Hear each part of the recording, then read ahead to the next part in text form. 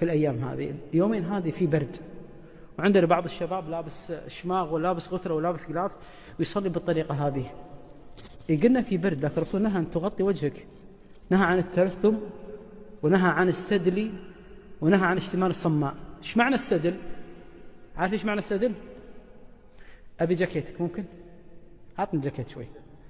راح أفرجيكم إن شاء الله. إحنا نقع فيها كثيرا، جزاك الله خير. بس ما راح أخذه، بعطيك إياه. في فلوس؟ شوية راح نزيدك.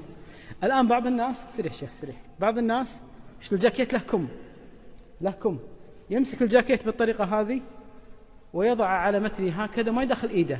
الله أكبر، بالله عليك تدخل السفارة هكذا، واحد داش السفارة هكذا والله ما يدخل، يتهندم يلبس يدخلكم هكذا، والله دافي ما شاء الله أصلي. هذا في نهي عن السدل. إيش السدل؟ إن بعض الناس يضع الجاكيت هكذا أو العباءة أو البشت وما يدخل يده في الكم. واشتمال الصماء، ما معنى اشتمال الصماء؟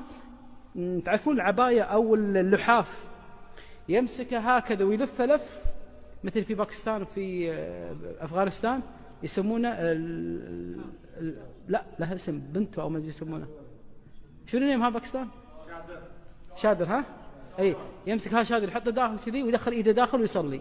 هذا في نهى عليه الصلاة والسلام عن التلثم، وعن السدل إن ايدك ما تكون داخل الجاكيت، وعن اشتمال الصماء أي كأنه صخرة صماء